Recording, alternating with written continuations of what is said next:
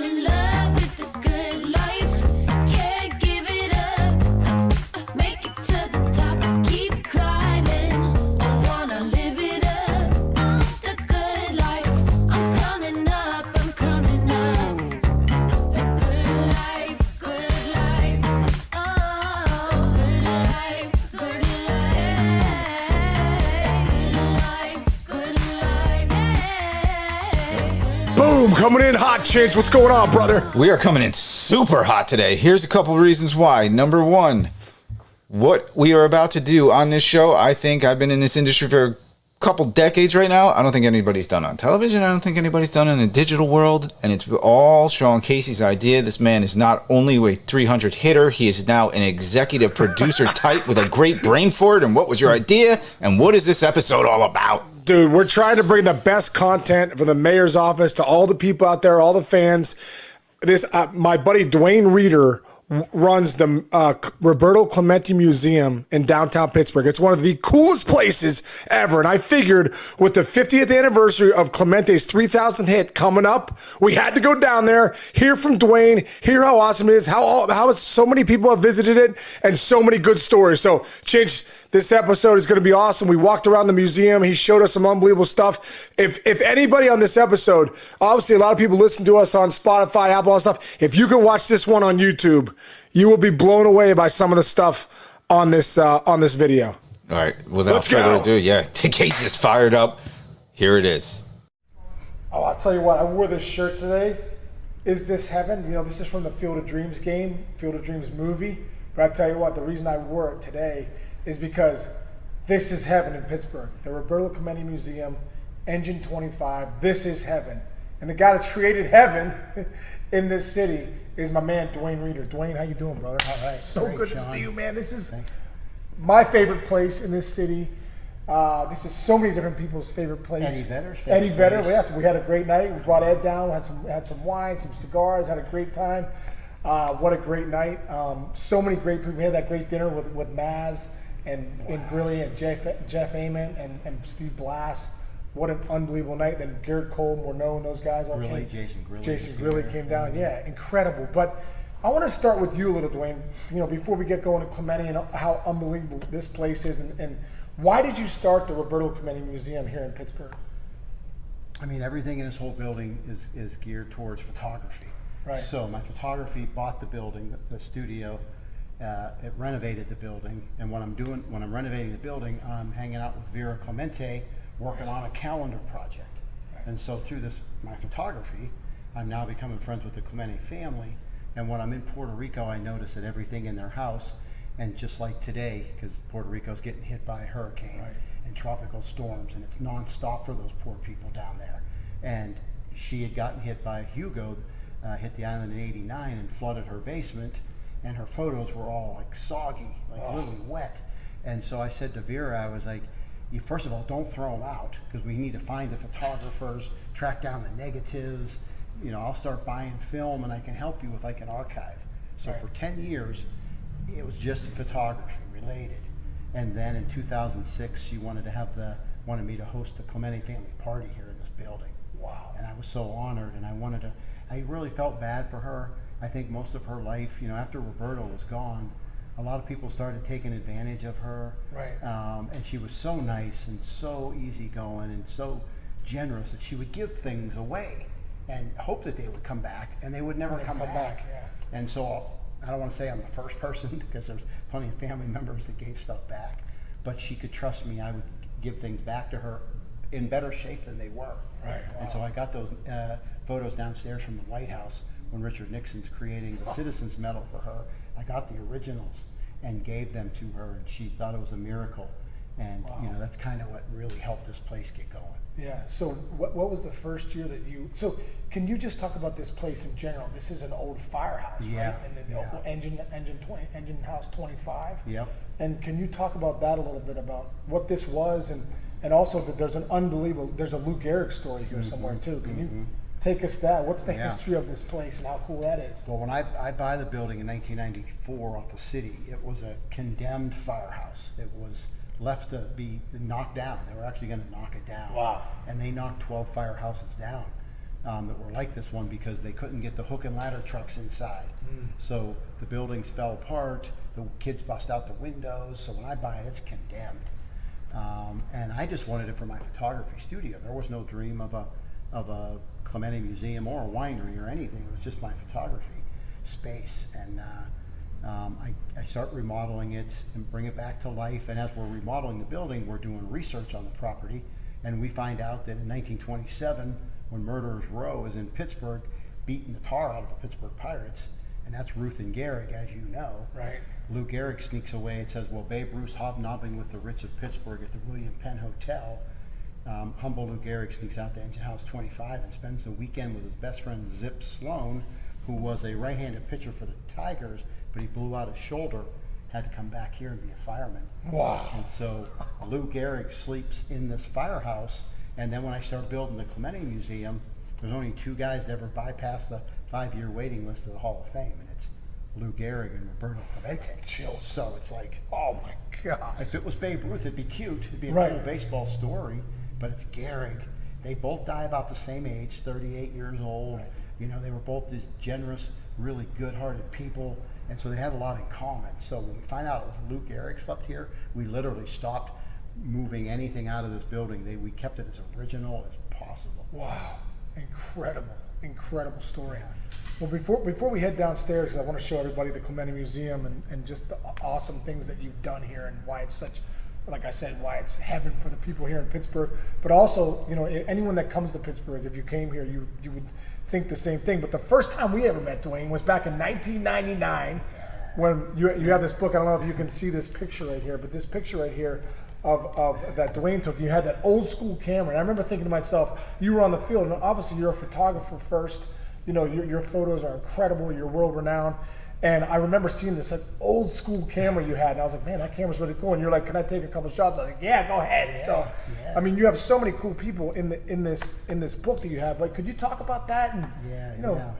I mean, that's been, for me, that's been the connection to baseball, Clemente. Everything I do in this building is going down on the field, and when I meet you, we became buddies. Right? Yeah. We became, you know, there was this like bond.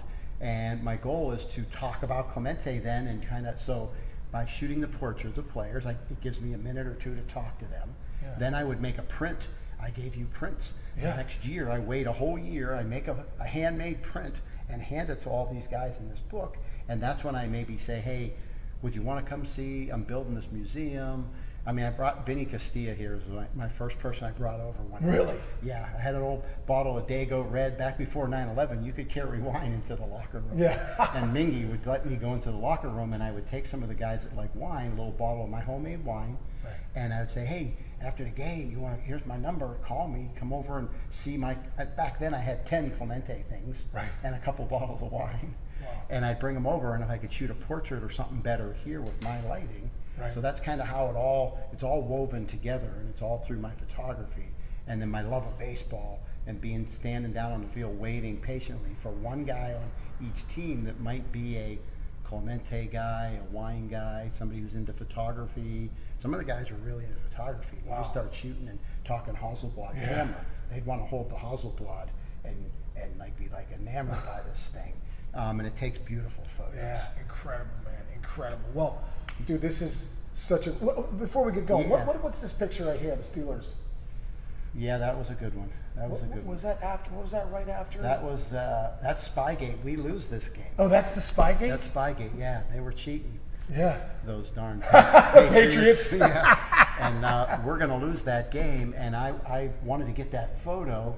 That's Ben's rookie year. We win 16 in a row. Wow. Think of that. Wow. Back in the good old days. Yeah. And the Roonies hired me to be a photographer in the locker room and stick with Jerome Bettis because they thought he could retire at any last moment. year. Yeah. And so Jerome Bettis gives a tour here one night to about 20 guys that came from ESPN radio or something. They were with him for some project. And he's telling the story saying, this is the greatest Steeler photo ever taken. And you know why Dwayne gets it? And everybody was like, no. He goes, because of me. That's how he said. He goes, old man Rooney says, you stick with Dwayne, you stick with Jerome, and you get the photos of everything that he does. So he goes, he gets that photo because of me, and Which is like, true. Oh, it was. I got you in there. It was so beautiful. Yeah. And the thing about it is, Jerome Bettis is holding hands with Troy Polamalu, two of the toughest grinding out football players in history. They're holding hands, and they're saying the Our Father prayer. Wow. And I call it the Our Father. I wasn't going to change like the, and call it something else. Right. I'm calling it exactly what it was. Yeah. The Steelers have always said the Our Father prayer before every Steeler football game, starting all the way back to the Chief on day one. Wow. And so it's got some history. Incredible. And I happened to be in there and get that shot. Yeah. And then went viral and actually saved the Clemente Museum. Why? Kelly Fry on Channel 4 did a story on me about this image, and I was having some tax issues here. And that went viral, and people were busting my door down trying to get in here and buy a print of it. Wow. Yeah, there's one hanging in Upper St. Clair School that I was giving them to people. Really? Yeah. I gotta get one of those in my You house. need one in your house. That's great, man. That's incredible. That was God saving the It's museum. the museum. Yeah, That's a lot of Roberto cool things have going- happened. There's too many good I things. know, dude. I know the stories. Well, what I want to do now, man, let's go downstairs and let's show everybody, what really is going on here at the Clemente Museum. And there's a couple levels to look at and some good stories, and we'll take it. Yeah, let's go. All right, so Dwayne, this place is so many cool things, so many artifacts, so many pictures, so many stories. And I think that's what I love about the Clemente Museum so much is the stories, and especially the stories that you tell. But there's a couple focal points in this place that are pretty obvious. And I think it might be, this picture is probably one of the most obvious things. You walk right in here, bam, you have this picture. Boom. What is the significance of this picture? Yeah. Well, the main thing is I get to show it to Vera Clemente and 30 Clementes for our grand opening for the first time. That image was never published in a newspaper or magazine. It was taken out of a dumpster when the Post-Gazette's buying the Pittsburgh Press. And so just that it made it into a dumpster is crazy. So how did it get out of that dumpster? So when the Post-Gazette buys the building and they tell everybody that worked for the press, take your personal belongings and get out. We're going to gut this whole building. Everything's going in the trash. Right. So they start loading these dumpsters lined up on the Boulevard of the Allies downtown. Yeah. And this old timer heard that they were doing this, and he's like, I'm going to get up there, and he's dumpster diving. Yeah. And so he's up in there in the evenings with a flashlight, and he's pulling negatives and different things out of the dumpster. What? And hears that I started the archive to help the Clemente family. So this is now before the museum opens in 2006. This is just for the archive. He hears that I've got this going. He comes to the door, knocks on my door, and says he wants to sell the shoebox full of negatives from the 1950s and 60s. And I know what those negatives are all about, because remember the old-fashioned camera that I'm shooting you with? Yeah. That's what they were. So when I see them, I almost have a stroke. And I happened to grab this one by chance, and I held it up to the window, and I said, oh man, that's going to make a beautiful print. I don't see the angel wings. I just see negative, I just see clouds. And I'm like, holy cow. And so we start making prints here, and we're like, wow, we got a winner. So I get to show that to Vera Clemente and the Clemente sons for the first time ever. So could you imagine if that was your dad and someone shows you that shot? You'd be like, it's incredible. Yeah. But look at those angel wings. I mean, I think that's the thing about it. It's like the angel wings of the clouds. And the hand and the ball and the feet. Look at the feet. They're off the ground. So everything, it's like he's not jumping. Like Maz, we've got shots of Maz and all the other pirates. They're jumping and their legs are bent and it looks like they're trying to jump. He looks like he's floating maybe up to heaven or something. Wow. And it's 1960 and it's in Fort Myers, Florida. So it's a doozy. That's a doozy, man. That's incredible. There's another unbelievable piece in here too. It's on the other side of us. Let's walk over. Okay. Maybe tell us what this piece is, because this is incredible. Yeah. And this is just donated. This was donated. Yeah. here? Well, yes. Carlos Beltran is hanging out with me when he's on the Cardinals, and he's bringing some Puerto Rican guys, and they're like, "Hey, you don't have a lot from Puerto Rico here." I'm like, no, I live in Pittsburgh. I get things in the Pittsburgh dumpsters. Right. And the Pittsburgh, we got to go down the Boulevard of the Allies and get stuff. and get our stuff. And I don't, I can't leave and go to Puerto Rico and search for Clemente things. So he goes, hey, what are you looking for? And I was like, I need a Puerto Rican flag. And 1,000 Puerto Ricans came and said they were going to get me the Puerto Rican flag, and none of them ever did. But Beltran goes back with his buddy who's an architect, and they're building Carlos's baseball fields where he's got his baseball academy now in Puerto Rico. Right. And this architect's like, I'm going to help you. I loved Clemente. So they send me a flag, and it's upstairs, and it's beautiful from the 50s, gorgeous. Wow. It comes in the mail, and I'm so excited. Finally, I got a Puerto Rican flag. Right. And then the next day when I'm thanking him by phone, a phone photo comes of this, and he says, do you want this? And that's a propeller from the plane that Roberto dies in. Wow. It's powerful. Wow. That's powerful. That's powerful right Yeah. there. That is so powerful. Can you take us back to that? Yeah. Go back to the plane, just back to the history about that flight. And, Yeah. you know, and I know you had talked about, too, about that Roberto had dreams about about a plane going down and him being on it. And Yeah. he had talked to Vera for years about that. And can you just take us back to that story? Yeah, and that's the why history all of that? those stories are why that's important to be here. Right. You know, because it's basically his whole life, his whole adult life. Once he becomes a pirate, he starts having these dreams that and maybe it's because he's now flying off the island a lot back and forth, and he's seeing the water, and something's in his head that he's going to die in a plane crash in the ocean and his body would never be found. And all three of those things come true. And the day he meets Vera in 1964, he says, Vera, we have to hurry up and get married and have the kids. God has a plan for me. I'm not going to live that long. And she says yes.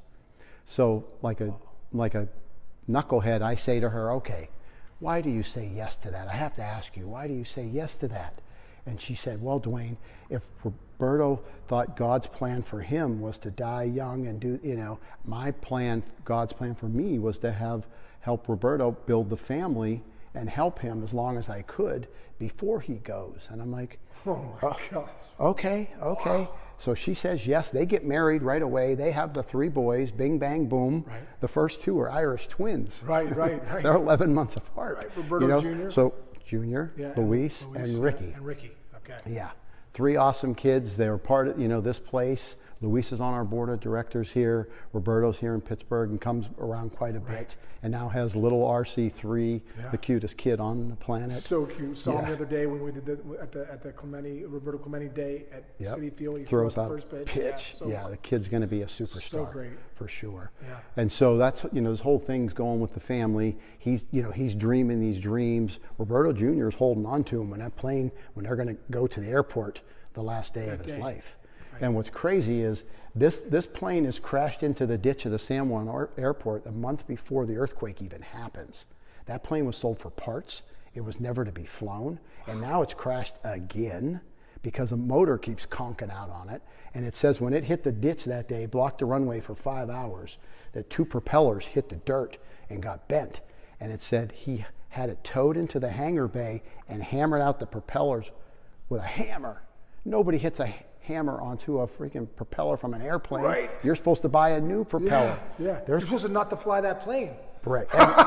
Never. It's done. They hammered it out. That propeller right there has 30 or 40 hammer marks on it. Right there. If you look down. Oh, yeah. Yeah. And it has a cracked gear on the bottom. And so that propeller's like, I call it twice cursed because that big bend is when it hits the ocean. So so that plane gets going and gets barely off the runway, clips the palm trees, and goes into the ocean shortly off the shore. And that's what happens when you hit the water. So to have it here, it proves that they found pieces of the plane. They never found Roberto's body, but they found pieces of the plane at the bottom of the Atlantic Ocean. Wow. And so for us to be able to we want to tell the real story, the truth. Because a lot of people, they'll raise their hand before I had this. Hey, buddy, you know they never found that plane. No, they did find the plane. So now that I have this, I can go, they found the plane. They never found Roberto. They never found Roberto or 3 of the other crew members. They found the pilot was strapped to the cockpit seat when they pulled the fuselage up out of the water. Wow. So just that's here is a miracle. Yeah. And I can complete the story and show people, you know, and talk details about that plane. Yeah. So pretty incredible. Incredible. Just 2 amazing things right when you walk in this place. Yeah. We're rolling. Yeah. Now you know we're serious. Yeah, now we know we're serious. Yeah. So, Dwayne, one of the big reasons that we're doing the Mayor's Office podcast this week with you is that it's the 50th anniversary of Clemente's 3,000th hit coming up, I believe, September 30th. Yeah. and you have an awesome display here of that 3,000th hit. Can you take us through? Yeah, You know, yeah. and I know this is a new piece because I've been coming here for years, and I'm like, oh, Dwayne, what's Yeah, going on here? So, yeah. you know, take us through this. And it's always nice to put something new up on the wall because Yeah. then people that come here over and over and over, like you have, Right. you get to see something new. It's incredible, yeah. And so the timing on this, 50th year anniversary of the 3,000th hit, September 30th. Hang on, before we go, can we talk about this Yeah, right here? yeah. Talk about this right here. This is Stargell? Yep. Stargell's going to help him pick the bat.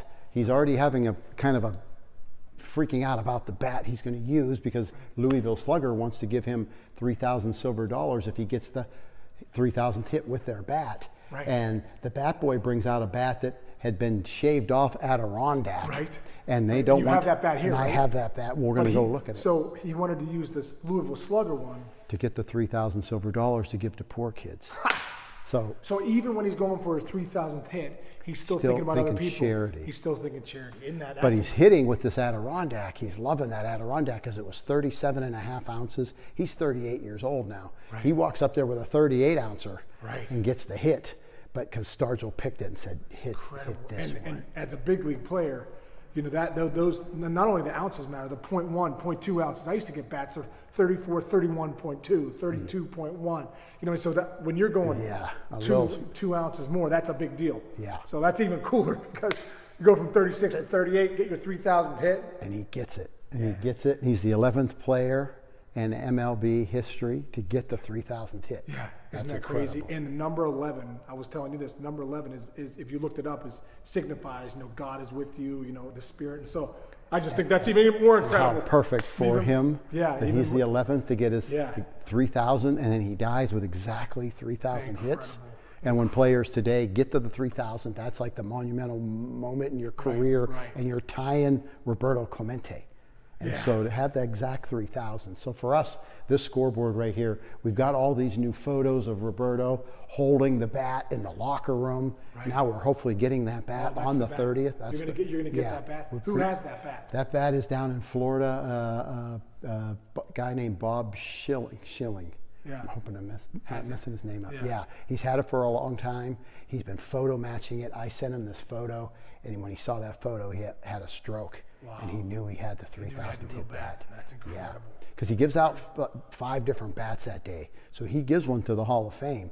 But the one that's in the Hall of Fame, that's been there for 50 years, Yeah. is like a brand new bat. It has no pine tar, has no cleat marks, it's got no ball Did marks. they say it's the 3,000th hit? And they say it's a 3,000 that's the hit. 3,000. But now that we found it, they said they're going to change their plaque now that we have proof that we have the 3,000th hit Wow. backed. That's so So this is awesome. That's awesome. so cool. This Yeah. is amazing. So come out and see this exhibit for sure because Yeah. we're going to have an open house on the 30th of September. Okay, open house on the 30th. How can people get involved as far as like, you know, donations and stuff like that to this place? Yeah, if you go to just clementemuseum.com, if you Okay. go to our website, there's a place where to donate. You can donate for just regular causes at the museum. We're trying to raise money for an elevator. Right. We're not handicap accessible to that second floor. Well, we will be eventually. We're going to have an elevator, and Yes. the next year it will be Okay. built. We have almost enough money. We still need a little bit to push us over the top due to COVID and all the money problems and gas and steel Yeah. and all that.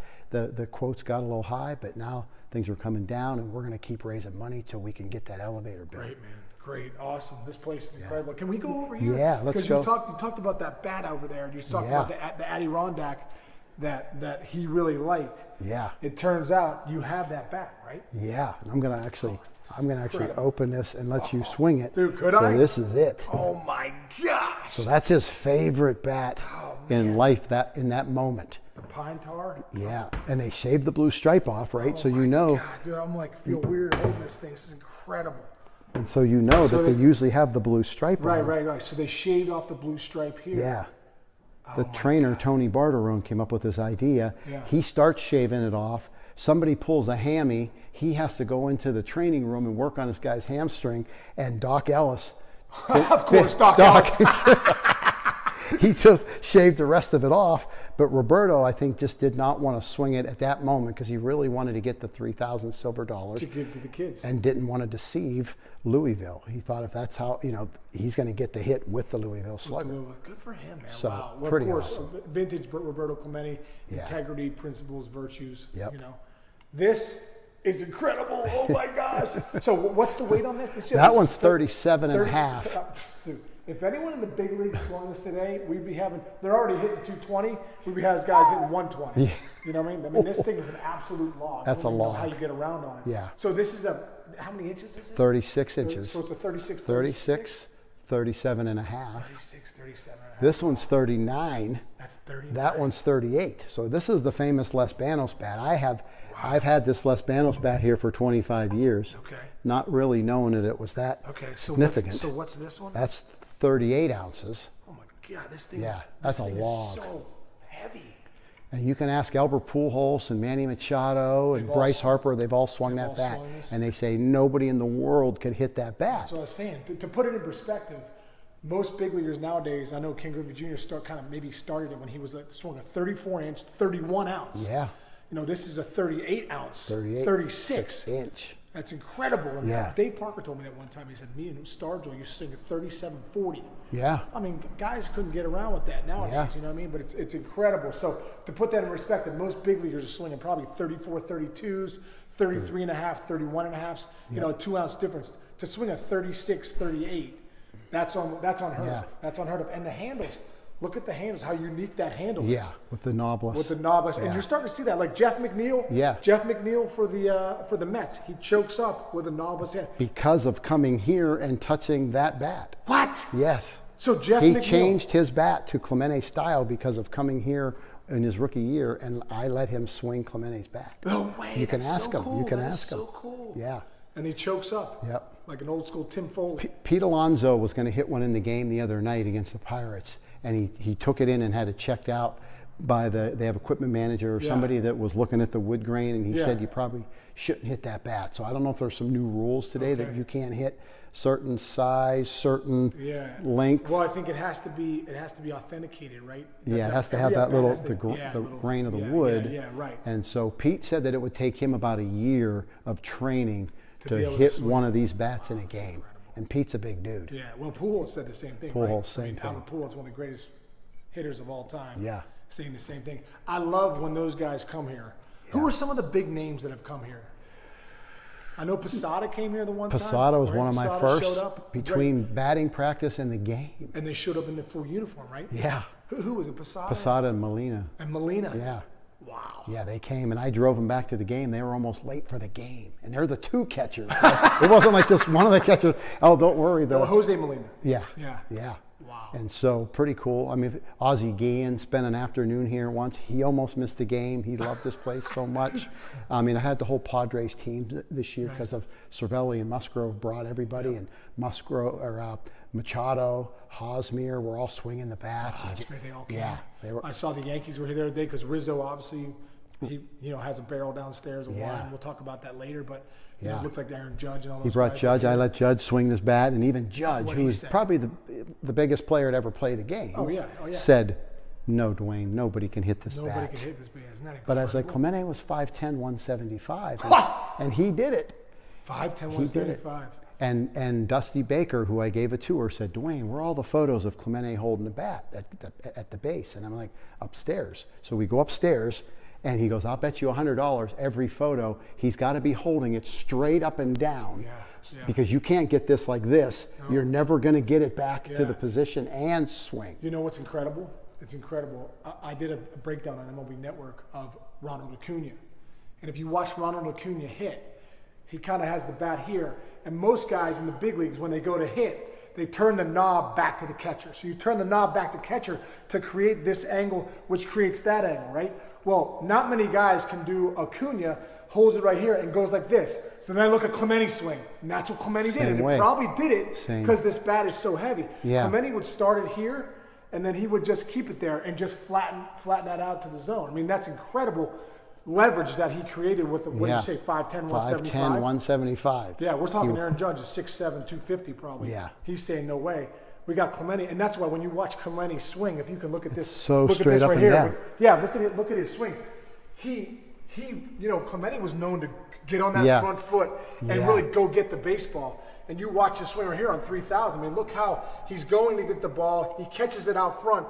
but he would always get that back foot off the ground, that back foot drop. Yeah. Well, you think about it, you're swinging a 36, 38. It's You better get taking some you. momentum. It's Yeah, taking you exactly. there. It's taking you in there. Yeah. So incredible. These bats are incredible. What great stories too, man. Yeah, the players all get a big kick out of touching it Yeah. and swinging. Yeah. And you know, when some of the Hall of Fame people came down here for a tour once, they were like, "You let players touch the bats?" I'm like, Yeah. "What else are they for?" Yeah. That's what they're for. So cool. And so I tried, you know, tell anybody anything signed, don't touch Yeah. any signatures, try not to wipe the tar off, but to swing this bat right here and to get the feel of Clemente, they all just love it. And then they go hit one out of the park. Yeah. Pujols swung it on a Friday night. Saturday, he hit 2 home runs out of PNC Park. Wow. Credit. Cruz was over here a couple weeks ago swinging, and he's like, "Please, Roberto, channel some energy to me." The next day, he hit a monster home run. So you know, if it gets in your brain, if it gets in your psyche, Oh, yeah, you heck go to the yeah. plate going, "I got Clemente's mojo." Mojo, I was just say the mojo of Boom. Clemente. Yeah, it's real. Yeah, that spirit of him is real too. Yeah. You know? Yeah. Really cool.